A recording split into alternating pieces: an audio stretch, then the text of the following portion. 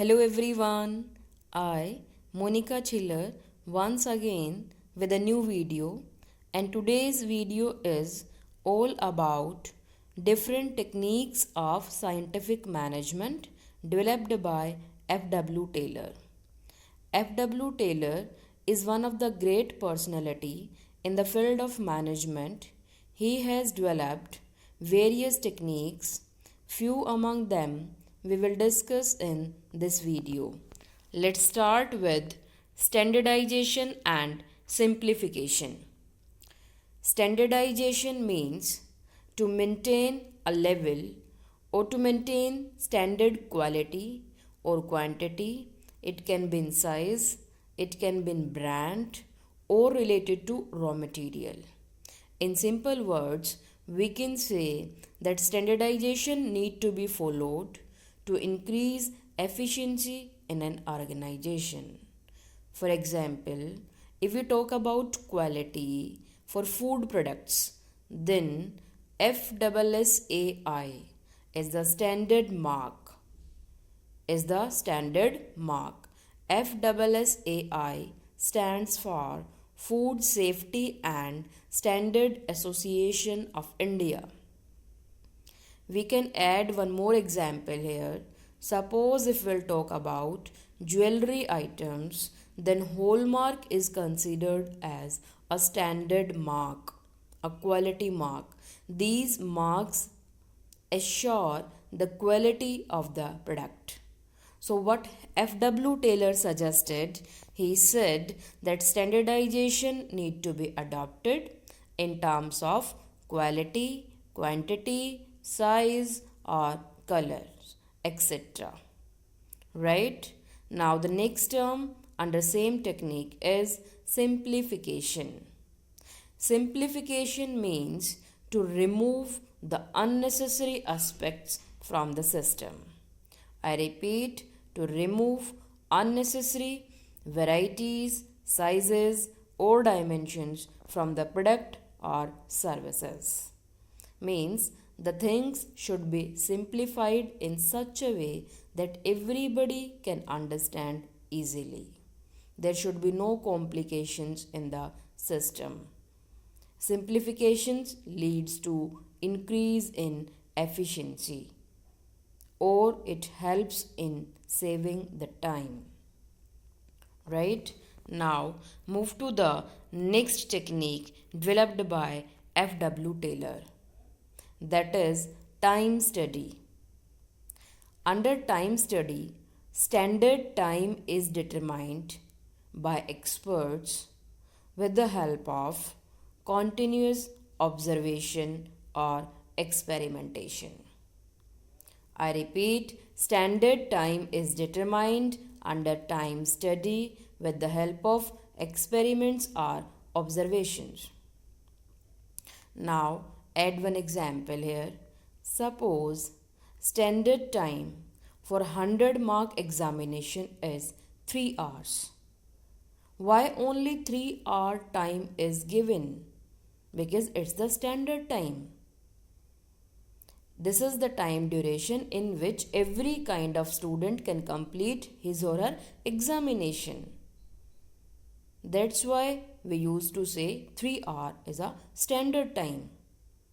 In the same way, standard time is determined for each and every activity which will be performed in an organization by considering various factors. Suppose 100 unit production standard time is 8 hours. So it will be conveyed to the employees that within 8 hours you have to produce 100 units. That is the standard time. Right? So F.W. Taylor has given guideline that time study needs to be done. Now move to the next one, that is fatigue study. Fatigue word here means tiredness. And the main purpose behind fatigue study is to determine the duration and frequency of rest intervals. Rest interval means break. Duration means what would be the time duration of one rest interval And frequency here means that how many rest intervals should be there. And why rest intervals are required? Just to remove the tiredness from the workers or to maintain their efficiency level. Just take one example here. Suppose employees are working continuously for the long hours without any break. So what will happen? Their efficiency will decrease. They will lose their stamina or energy. So break is required in between to regain the energy. That's why F.W. Taylor recommended that fatigue study needs to be done. Under it, rest intervals need to be determined because as a human being, every human being have limited energy, especially when continuous working hours are used or continuous work is done without any break, then it's quite obvious that efficiency will go down. So what management should do? Management should provide sufficient number of rest intervals to the workers or employees to maintain their effectiveness and efficiency. Right? Now, next to this is method study. Method study.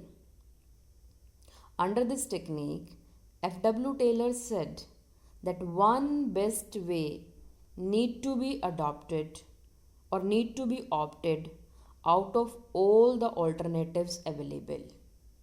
I repeat, one best method need to be chosen out of all the alternatives available. For example, there are two technologies or there are two methods of production, LIT and CIT.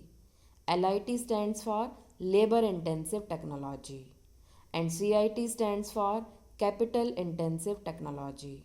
So it depends upon the management that in which kind of technology they want to deal.